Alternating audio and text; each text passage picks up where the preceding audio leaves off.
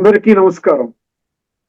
శ్రీమద్ భగవద్గీత ఆధ్యాత్మిక రహస్యాలు శీర్షికలో శ్రీ త్రినాథ్ గారు ధారావాహిక ప్రసంగం చేస్తున్నారు. వారి ధారావాహిక ప్రసంగంలో ఈరోజు 175వ ప్రసంగం చేస్తున్నారు. శ్రీ త్రినాథ్ గారికి స్వాగతం.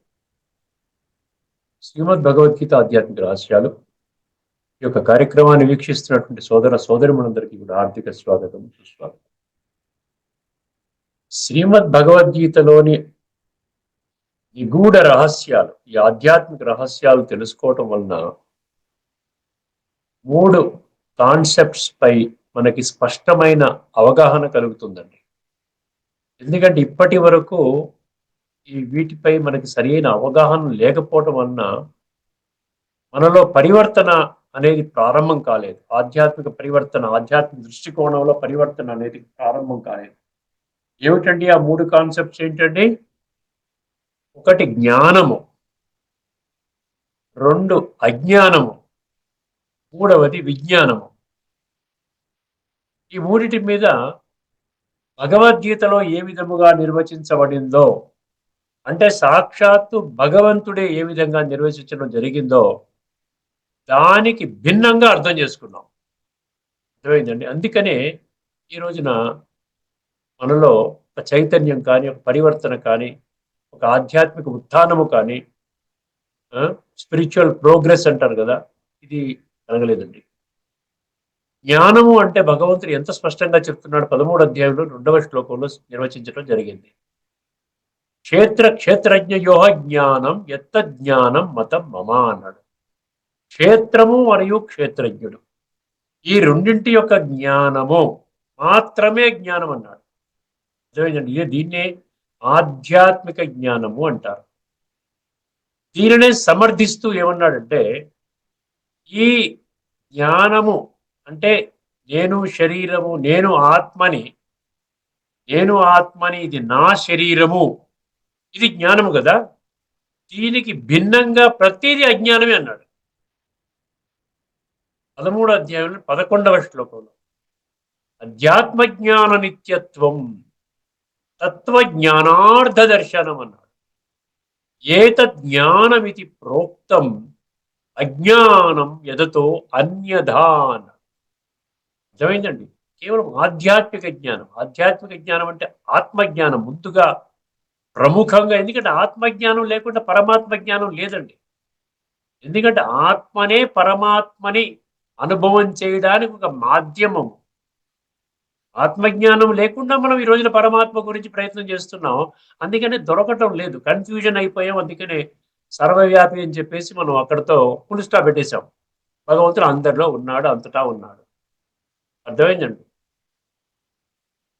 ఎప్పుడైతే జ్ఞానం అర్థమవుతుందో భగవంతుడు అందరిలో ఉండవలసిన అవసరం లేదు. ఉండకపోయినా కూడా భగవంతుడు జ్ఞాన సాగరుడు, శక్తిమంతుడు కాబట్టి, సర్వశక్తిమంతుడు, ఆల్మైటీ అథారిటీ, ఓమ్నీసియంట్, ఓమ్నీపొటెంట్ అంటారు కదా. అవన్నీ ఉన్నప్పుడు ప్రతి మనిషిలోనూ, ప్రతి చీమలోను, దోమలోను, కుక్కలోను, నక్కలోను, ఈ టేబుల్లోను, కుర్చీలోను, కంప్యూటర్లోను, ఈ లైట్లోను అన్నిట్లో ఉండాల్సిన పని లేదు. ఉండకపోయినా కూడా మనము ఆత్మ యొక్క ఉనికిని కనిపెడితే చాలు. ఉనికి యొక్క అనుభవాన్ని తీసుకుంటే ఖచ్చితంగా పరమాత్మ అనుభవంలోకి వస్తాడు. అందుకనే ఆధ్యాత్మిక జ్ఞానం అంటే ముఖ్యంగా ఆత్మజ్ఞానము. ఆత్మజ్ఞానాన్ని పెంపొందించినటువంటి ఏ జ్ఞానమైనా అజ్ఞానముగా గుర్తించండి అంటున్నారు. అర్థమైంది. అజ్ఞానం అంటే బేసికల్గా ఏంటంటే దేహభ్రాంతిలో జీవితాలు గడుపుకోవడం అజ్ఞానం. ఎంత గొప్ప పండితులైనా, ఎంత గొప్ప విశిష్ట వ్యక్తులైనా నేను దేహము అనేటువంటి భ్రాంతిలో ఈ చర్మము, మాంసము, రక్తము, ఎముకలతో కూడిన, ఎప్పుడు పోతుందో తెలియదు, ఎప్పుడు ఉంటుందో తెలియదు, ఈ వినాశీ దేహాన్ని పట్టుకొని అదే జీవితము, దాని ద్వారా ఇంద్రియ సుఖాలను అనుభవం చేసుకుంటూ జీవితాన్ని గడిపి ఆ విధంగానే శరీరాన్ని చాలించడం అనేది పరమ అజ్ఞానము అంటున్నాడు. ఇప్పుడు విజ్ఞానం అంటే ఏంటో చూడండి. జ్ఞానము అంటే ఈ యొక్క జ్ఞానాన్ని జీవితంలో అమలు పరచడం, అనుభవంలోకి తీసుకొని రావటం, ఆత్మ యొక్క ఉనికిని కనిపెట్టడమే కాదు, కనిపెట్టాం. ఆత్మ ఇక్కడ ఉంది, చైతన్య శక్తి, ఈ శరీరము జడము, ఇది చైతన్యము, ఇది శరీరం యొక్క యజమాని, అవినాశి ఆత్మ, వినాశి శరీరం యొక్క యజమాని. ఇవన్నీ కనిపెట్టాం, అంటే ఇన్ఫర్మేషన్ సేకరించాం.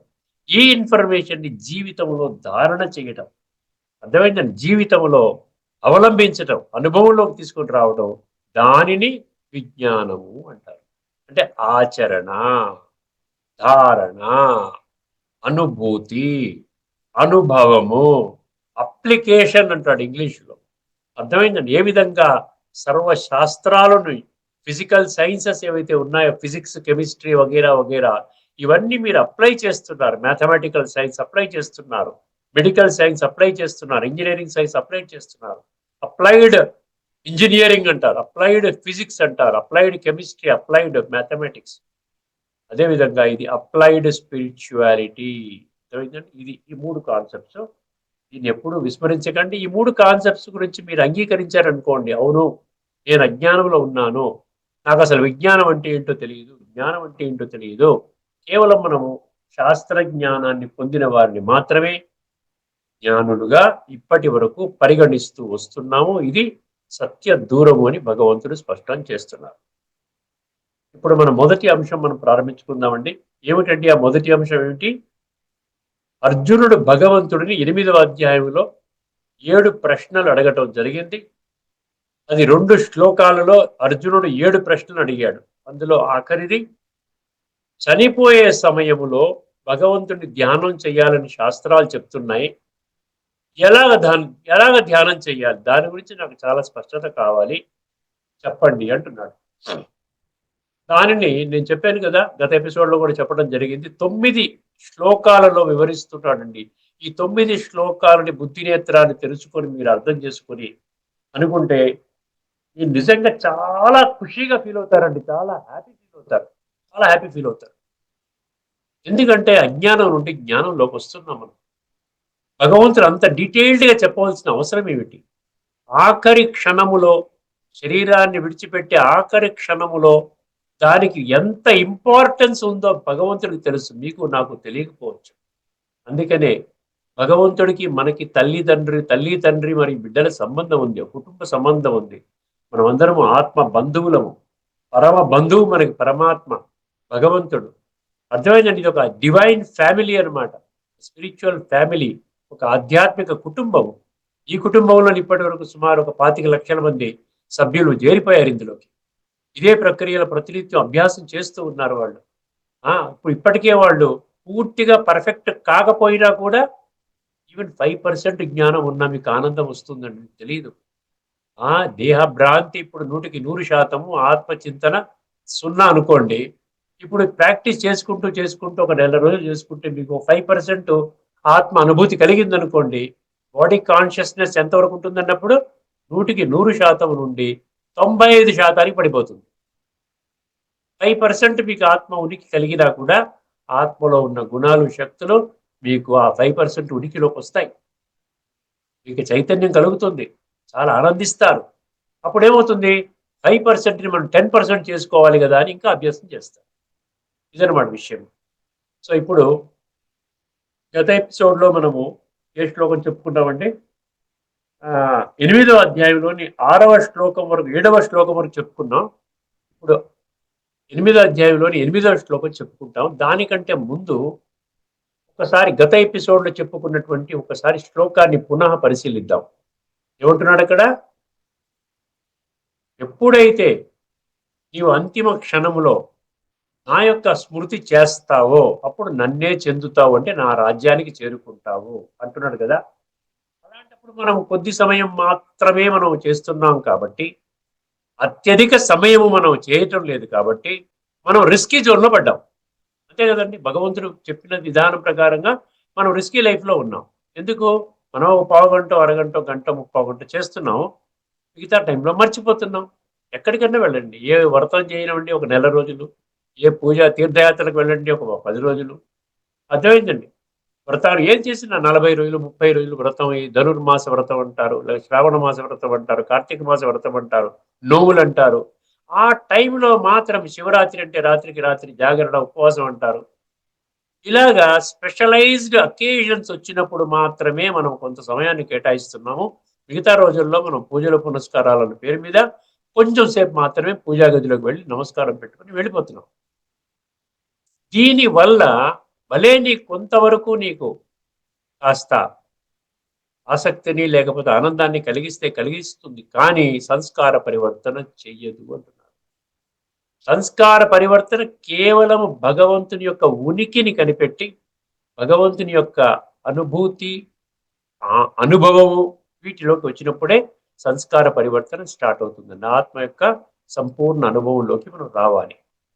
అందుకనే భగవంతుడు గత శ్లోకంలో ఏమన్నాడు, గత ఎపిసోడ్లో చెప్పిన శ్లోకంలో ఏమన్నాడు, తస్మాత్ సర్వేషు కాలేషు మాం అనుస్మర యుజ్యచ మయ్యర్పిత మనోబుద్ధి మామే వైశ్యస్య సంశయం. అంటే మాం ఏవ ఏష్యసి అసంశయం అన్నాడు. డౌట్లెస్ అన్నమాట. నువ్వు ఎటువంటి సంశయం ఉండక్కర్లేదు దీని మీద. కుండ బద్దలు కొట్టినట్లు చెప్తున్నాను. ఈ మాటని భగవంతుడు ఏదో చెప్పాడు అనుకోవడానికి వీల్లేదు. ఖచ్చితంగా చెప్తున్నాను, సత్యత ఆధారంగా చెప్తున్నాను. బుద్ధినేత్రాన్ని తెరుచుకో, సత్య మార్గంలో నడుచుకో అంటున్నాను. ఇప్పుడు తర్వాత ప్రశ్నకి తర్వాత ఆ శ్లోకములను ఒక్కసారి మిమ్మల్ని ప్రిపేర్ చేస్తున్నాను. ఇప్పుడు ఏం చెయ్యాలి చెప్పండి. ఇప్పుడు కొంచెం సేపు సమయం మనకి పూజ చేస్తున్నప్పుడు మనకి ఏమీ హార్ట్ అటాక్ రావట్లేదు, మనం మృత్యు చెందటం లేదు. కనీసం అక్కడ పూజ చేసుకుంటున్న వాళ్ళన్నా ఏదన్నా పోయిందంటే భగవంతుడు పూజలో ఉండగా పోయాడండి, ఎంత అదృష్టవంతుడండి అంటారు కూడా. అర్థమైందండి. కానీ ఆ విధంగా జరగటం లేదు. మోస్ట్లీ చాలా ప్రెషర్లో ఉన్నప్పుడే ఏవేవో పరచింతన, వ్యర్థ చింతన, ఆ విధంగా టెన్షన్స్ అంటాము, స్ట్రెస్, టెన్షన్, ప్రెషర్లో ఉన్నప్పుడే మనిషికి రకరకాల అనారోగ్య సమస్యలు వస్తున్నాయి. డాక్టర్లు కూడా సైకోసోమాటిక్ జబ్బులు అంటున్నారు. అర్థమైందండి. అందుకని భగవంతుడు ఏం చేయాలి ఇప్పుడు, ఆయన నువ్వు అభ్యాసం చేసుకో అంటున్నాడు. అభ్యాసం చెయ్యాలి. అభ్యాసం చేస్తేనే ఏదైనా.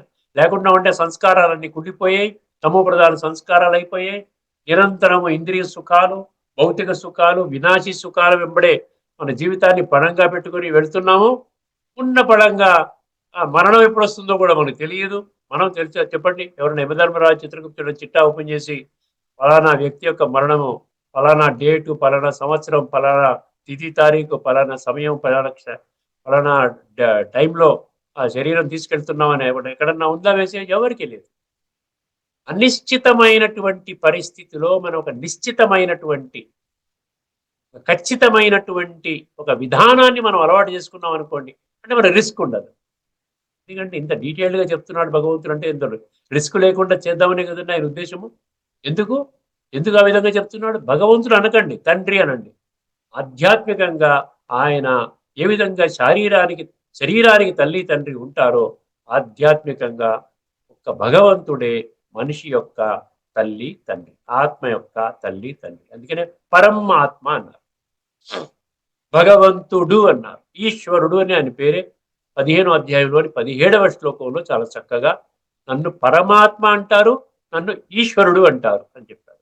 తమ పురుషస్త్వన్య పరమాత్మేత్యుదాహృత యో లోకత్రయమావిశ్య విభర్తి అవ్యయ ఈశ్వర అన్నారు.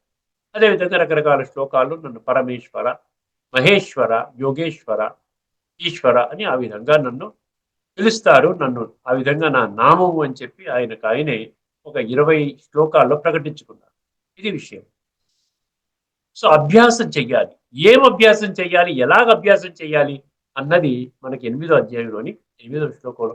అంటే ఇదంతా ఒక క్రమ పద్ధతిలో మనకి ఆ చనిపోయే సమయంలో నేను నిన్ను ఎలాగ స్మృతి చెయ్యాలి అన్న ఒక్క ప్రశ్నకి భగవంతుడు చాలా విశ్లేషణాత్మకంగా, అంటే ఇంగ్లీష్లో కాంప్రహెన్సివ్ అంటారు, ఎటువంటి డౌట్ రానివ్వకుండా ఆ విధంగా భగవంతుడు మనకి తెలియజేస్తున్నారు.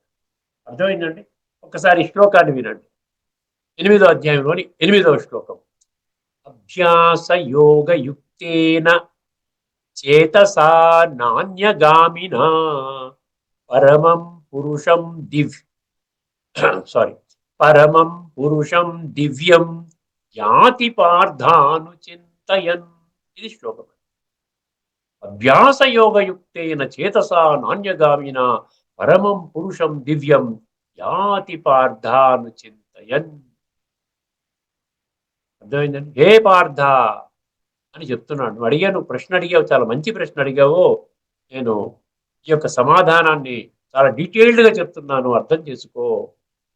ఏమంటున్నాడండి? అభ్యాస యోగ యుక్తేన, అభ్యాసం చెయ్యాలి. ఎందుకంటే ఇప్పుడు ఏం అభ్యాసం చేస్తున్నాం ప్రతిరోజు?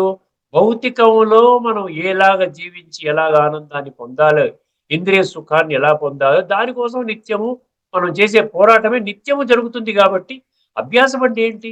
అభ్యాసం అంటే నిత్యము చేసేది.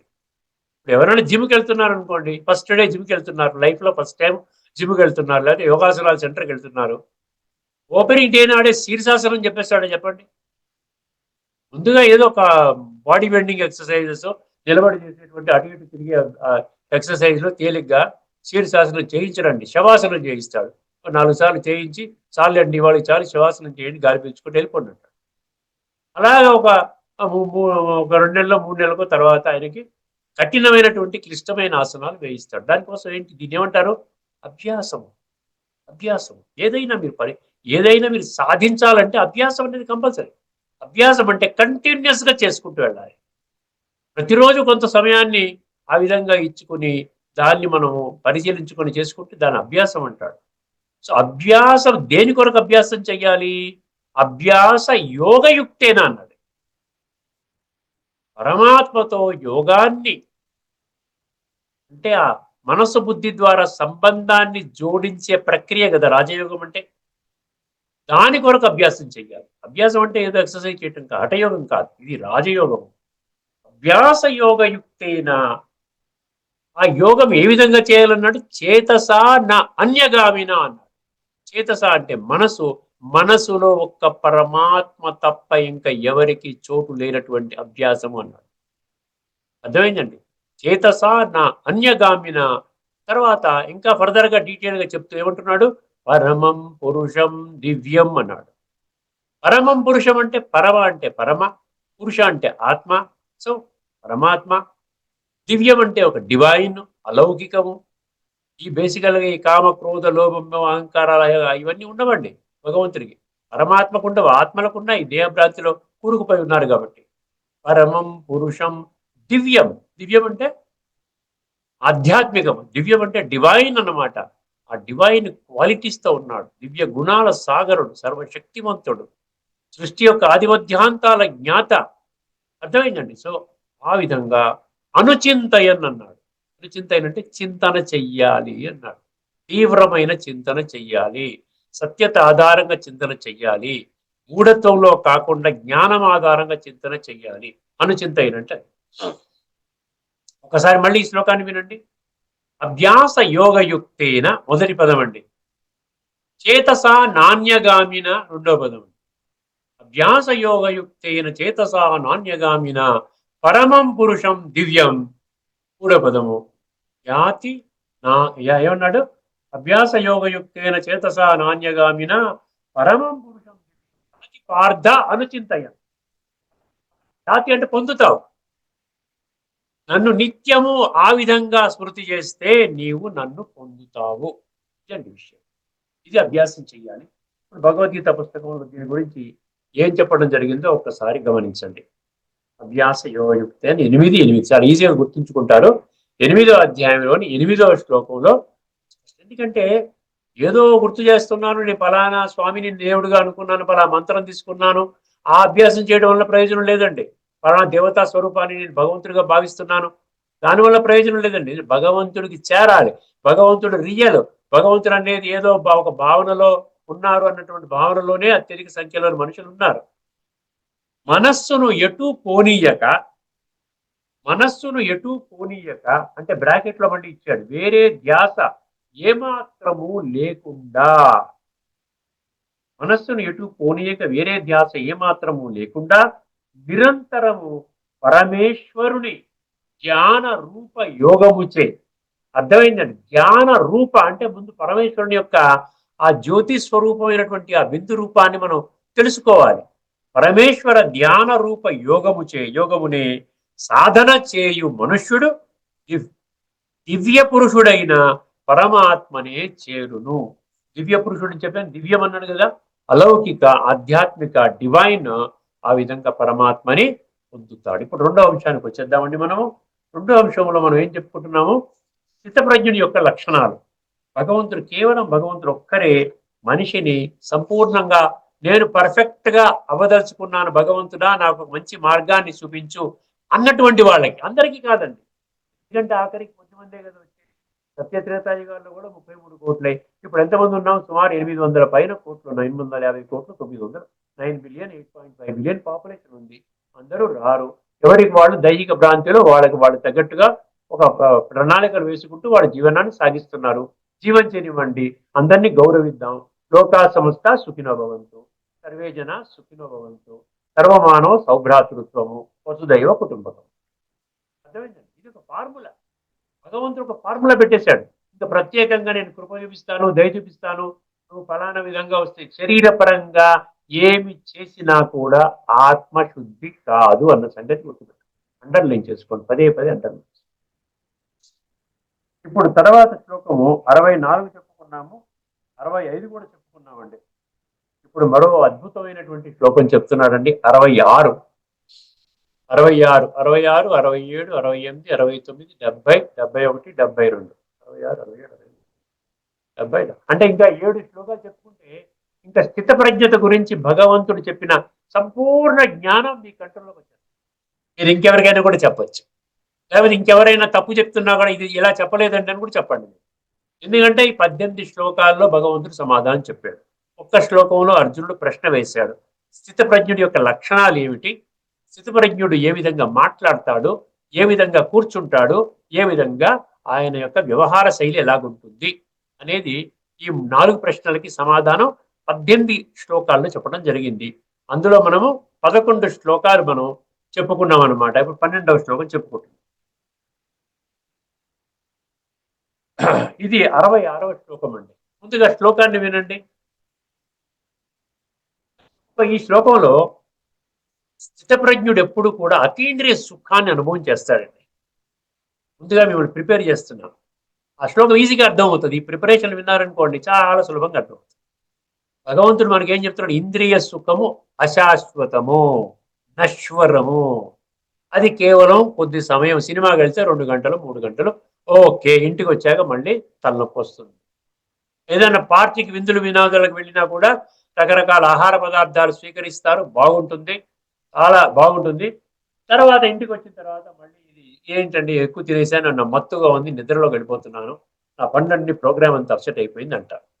అలాగే ఇంద్రియ సుఖము అవినాశి అని ప్రపంచంలో ఏ పుస్తకంలో కూడా వ్రాయబడలేదండి, గుర్తుపెట్టుకోండి. ఇంద్రియ సుఖము అది ఫిజికల్ గా అనుభవించేది, దైహికంగా అనుభవించేది, అది వినాశి సుఖము.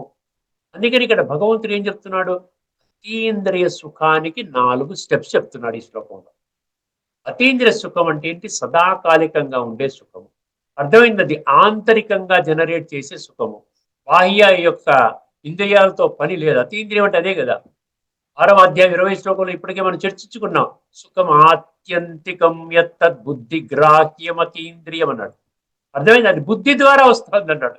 బుద్ధి కూడా సూక్ష్మం కదా, బుద్ధి స్థూలం కాదు కదా. కళ్ళు స్థూలము, ముక్కు స్థూలము, చెవులు స్థూలము, నాలిక స్థూలము, చర్మం స్థూలము, శరీరం స్థూలం, అంతా స్థూలం. కానీ మనస్సు, బుద్ధి, సంస్కారాలు, ఆత్మ ఇవన్నీ సూక్ష్మం, కనపడదు. అందువల్ల భగవంతుడు ఏమంటున్నాడు? అతీంద్రియ సుఖానికి 4 మార్గాలు, 4 అడుగులు వేస్తే నీకు అతీంద్రియ సుఖం వస్తుంది అంటున్నాడు. అర్థమైందండి? ఇప్పుడు ఏ విధంగా ఈ 4 స్టెప్స్ ఒకసారి గమనించండి. ముందుగా శ్లోకాన్ని మొత్తం చెప్తాను, గమనించండి. తర్వాత మనం ప్రతి పదము అర్థాన్ని తెలుసుకుందాం. నాస్తి బుద్ధిరయుక్తస్య నచాయుక్తస్య భావన, భావయతః శాంతి, శాంతస్య కుతః సుఖం. ఇదండి. నాస్తి బుద్ధిరయుక్తస్య. అయుక్తస్య అంటే ఏంటి? యుక్త అంటే గుర్తుపెట్టుకోండి, ఎక్కడైనా భగవద్గీతలో చాలా చోట్ల యోగయుక్తాత్మ అంటాడు, బుద్ధియుక్తో అంటాడు. అర్థమైందండి? యుక్త అనే పదంతో ఏంటంటే, యుక్త అంటే ఆత్మ పరమాత్మతో కలిసి ఉండడాన్ని యుక్త స్థితి అంటారు. అర్థమైందండి? ఇక్కడ అయుక్త అన్నాడు. అయుక్త అంటే నీకు జ్ఞానం లేదు, యోగం అనే జ్ఞానం లేదు, ఆత్మ జ్ఞానము లేదు, పరమాత్మ తత్వం లేదు. కేవలం అంటుంటావు, ఆత్మ అంటావు, పరమాత్మ అంటావు, భగవంతుడు అంటావు, ఈశ్వరుడు అంటావు, కానీ వీటి యొక్క స్పష్టత నీకు లేదు. అర్థమైందండి. అందుకని అక్కడ అయుక్త అంటున్నాడు. ఎప్పుడైతే నీవు అయుక్త అంటే ఈ ఆత్మజ్ఞానం పరమాత్మ జ్ఞానం లేని కారణంగా పరమాత్మతో నీవు యోగం చేయలేకపోతున్నావో అది అయుక్త స్థితి. అటువంటి అయుక్త స్థితిలో అర్థమైందండి, బుద్ధి అనేది నువ్వు వాడవు. అర్థమైందండి, నాస్తి బుద్ధి నా అస్థి. అర్థమైందండి, నా అస్థి నేనేమస్తి, బుద్ధి అస్థి. నాస్తి బుద్ధిరయుక్తస్య. అర్థమే, ఫస్ట్ స్టెప్ ఏం చెప్పాడు? నీవు ఫస్ట్ స్టెప్ ఆత్మ అనుభవం పరమాత్మ అనుభవం పరమాత్మ ఇటువంటి యొక్క జ్ఞానము తెలుసుకొని పరమాత్మతో నువ్వు మనసు బుద్ధి ద్వారా సంబంధాన్ని జోడించినట్లయితే యుక్త స్థితి. యుక్త స్థితిలో బుద్ధి పనిచేస్తుంది, 100% బుద్ధి పనిచేస్తుంది. ఇంకా అజ్ఞానము అంధకారము ఈ యొక్క మూఢ విశ్వాసము ఇవన్నీ పక్కకు పోతాయండి. 0.001% కూడా మనకు అందులో ఆ ఏదో నేను భావిస్తున్నాను, ఏదో అనుకుంటున్నాను, ఇది కరెక్టేనా కాదా, ఇటువంటివి ఏమి ఉండవండి. బుద్ధి ఎప్పుడైతే స్పష్టంగా తెరుచుకుంటుందో ప్రతి ఒక్క విషయం ఖచ్చితంగా అర్థమవుతుంది. నాస్తి బుద్ధిరయుక్తస్య. ఇప్పుడు బుద్ధి నేత్రము మనం మూసుకుపోయి అంటే ఏంటి, మనం మూఢత్వంలోనే జీవితం సాగిస్తున్నాం. అటువంటి పరిస్థితి వస్తే నీకు శాంతి రాదునైనా. మొదటి స్టెప్లో ఫెయిల్ అయిపోయావు. నాస్తి బుద్ధిరయుక్తస్య నచాయుక్తస్య భావన అన్నాడు. అర్థమైందండి. రెండో స్టెప్ ఏం చెప్పాడు? అయుక్త స్థితిలో నీకు పరమాత్మ మీద ఒక స్పష్టమైన అవగాహన, ఒక స్పష్టమైన ఫీలింగ్. భావన అంటే ఫీలింగ్ అన్నమాట. ఆ పరమాత్మ యొక్క స్పష్టత లేని కారణంగా ఏదో ఊహించుకుంటూ ఉంటావు కానీ పరమాత్మ పరంధామంలో ఉన్నాడు. ఆయన జ్యోతి స్వరూపము, ఎప్పటికీ ఆత్మస్వరూపంలోనే ఉంటాడు. అందుకనే ఆయన సదా పావనంగా ఉంటాడు. ఎప్పటికీ ఆయన ఉంటాడు కాబట్టి భగవంతుడు ఒక్కరే పరమ సత్యము. ఆయన దేహాన్ని పర్మనెంట్ దేహం లేదు కాబట్టి ఆయన త్రిగుణాలలోకి రాడు. ఆయన త్రిగుణాతీతుడు, ద్వంద్వాలలోకి రాడు, ద్వంద్వాతీతుడు. ప్రకృతి లేదు కాబట్టి ప్రకృతి అతీతుడు, దివ్య గుణాల సాగరుడు. ఇవన్నీ మనకు వస్తాయన్నమాట. అటువంటి భగవంతుడి పట్ల నీకు స్పష్టమైన భావన ఉండదు అన్నాడు. ఎవరికి ఉండదంట? అయుక్తుడికి ఉండదు. అర్థమైందండి. నాస్తి బుద్ధిరయుక్తస్య, నాస్తి బుద్ధిరయుక్తస్య ఏమన్నాడండి? నాస్తి బుద్ధిరయుక్తస్య నచాయుక్తస్య భావన. చ అంటే మరియు అనమాట. ఫస్ట్ అయిపోయింది కదా, నాస్తి బుద్ధిరయుక్తస్య నచాయుక్తస్య భావన. తర్వాత ఏంటి? భావన లేనివాడికి ఏంటంటే, భావన లేనివాడికి శాంతి అనుభవం కాదు అంటున్నాడు. భావన అంటే కనెక్షన్, భావన అంటే పరమాత్మతో కనెక్ట్ చేసుకుని సంబంధాన్ని జోడించటం. అర్థమైంది? నచాభావయత శాంతి. శాంతి అనేది ఎక్కడి నుంచి వస్తుంది? బికాస్ శాంతి అనేది ఆంతరికంగా జనరేట్ చేసే శాంతి గురించి భగవంతుడు చెప్తున్నాడు. నువ్వు ఏదో వండుకొని తిని చక్కగా కడుపు నింపుకొని హాయిగా ఆ విధంగా బ్రహ్మాండంగా ఉన్నానంటే ఆ శాంతి బాహ్యంగా దొరికే శాంతి. భగవంతుడు చెప్పేటువంటి శాంతి ఆంతరికంగా అనుభవం చేసే శాంతి, అది శాశ్వతంగా ఉంటుందండి. ఆంతరికంగా అనుభవం చేసే శాంతి సదాకాలికంగా ఉంటుంది, కానీ బాహ్యంగా అనుభవం చేసే శాంతి కొద్ది సమయం కొరకే ఉంటుంది. అర్థమైంది? అది అర్థం చేసుకోండి. నాస్తి బుద్ధిరయుక్తస్య నచాయుక్తస్య భావన నచాభావయత శాంతి. ఆఖరిదేమన్నాడండి? అశాంతస్య కుతః సుఖం. అశాంతిగా ఉన్నటువంటి వాడికి సుఖం అనేది కుతః అంటే ఏంటి, ఎలాగా వస్తుంది అని ప్రశ్న వేసి క్లోజ్ చేశాడు శ్లోకాన్ని. అటువంటి వాడికి సుఖం ఎక్కడి నుంచి వస్తుంది? సుఖం అంటే ఇక్కడ మామూలు సుఖం కాదు, ఇంద్రియ సుఖం కాదు, అతీంద్రియ సుఖము, సదాకాలికంగా ఉండే సుఖము. అది పరమాత్మతో ఆత్మ సంయోగము చెందినప్పుడు, ఆత్మలో పరమాత్మ నుండి ఆత్మలోకి ఒక ఒక సునామీ లాగా ఆ గుణాలు శక్తులు వచ్చినప్పుడు అనుభవం చేసేటువంటి సుఖం అన్నమాట. అది నీకు ఎక్కడి నుంచి వస్తుంది? శాంతి నుండి సుఖం వస్తుంది కదా. ఇదన్నమాట విషయం. ఒకసారి మళ్ళీ శ్లోకాన్ని జాగ్రత్తగా అర్థం చేసుకోండి. నాస్తి బుద్ధిరయుక్తస్య నచాయుక్తస్య భావన నచా భావయత శాంతి అశాంతస్య కుతః సుఖం. ఒకసారి గీతా పుస్తకంలో ఏం చెప్పడం జరిగిందో ఒకసారి గమనించుకొని ఈ యొక్క ఎపిసోడ్ని మనం పరిపూర్ణం చేసుకుందామండి. నాస్తి బుద్ధిరక్, ఇది శ్లోకము 2వ అధ్యాయము 66వ శ్లోకం అండి. రాసుకునేవాడు రాసుకోవచ్చు. ఇంద్రియములు మనస్సు వశమునందు ఉండని వానియందు అయుక్త అంటే అదే కదండి. ఇంద్రియములు మనస్సు వశమునందు ఉండని వానియందు నిశ్చయాత్మక బుద్ధి ఉండదు. నిశ్చయాత్మక వ్యవసాయాత్మిక బుద్ధి అంటాడు. 2వ అధ్యాయం 41వ శ్లోకంలో వ్యవసాయాత్మిక బుద్ధి ఏకేహ కురునందన బహుశా కాహ్యనంతాశ్చ బుద్ధయో అవ్యవసాయినం అంటాడు అక్కడ. వ్యవసాయాత్మిక అంటే నిశ్చయాత్మక, అవ్యవసాయాత్మిక అంటే నిశ్చయం లేదు. ఈ ప్రతిదీ యాక్సెప్ట్ చేస్తాం, ఎందుకంటే బుద్ధిని వాడడం కాబట్టి. ఆ విధమైన బుద్ధి అంటున్నాడు. ఇక్కడ ఏమంటున్నాడు? ఇంద్రియములు మనస్సు వశమునందు ఉండని వానియందు నిశ్చయాత్మక బుద్ధి ఉండదు. అట్టి అయుక్త మనుష్యుని అంతఃకరణమునందు ఆస్తిక భావమే కలగదు. అంటే ఆస్తికం అంటే భగవంతుని తెలుసుకోవడం అన్నమాట. అసలు చెప్పాలంటే మామూలుగా మనం ఆస్తికులు అనుకుంటాం, కానీ పరమాత్మని గుర్తించకపోతే, భగవంతుని యొక్క హృదయంలో మనం చేరలేకపోతే మనం ఆస్తికులు అనగలుగుతామా? ఎవరికి వాళ్ళు ఆలోచించుకోండి. తద్భావ తద్భావనాహీనుడైన వానికి, పరమాత్మ పట్ల భావన లేనటువంటి వాడికి శాంతి లభింపదు. మనశ్శాంతి లేని వానికి సుఖము ఎట్లు లభించును. అర్థమైందండి? ఇక్కడతో మనం ఈ చర్చని మనం ముగించుకుందాం. తదుపరి ఎపిసోడ్లో మరొక శ్లోకాన్ని తీసుకుందాం. 2 కోణాల్లో మనం చర్చిస్తున్నాము. ఒకటేమో నేను మరణ సమయంలో నిన్ను ఎలాగ స్మృతి చెయ్యాలి అన్నది, ఇంకొక 3-4 శ్లోకాలు ఉన్నాయి కాబట్టి అది కూడా మనం పూర్తి చేసుకుందాం.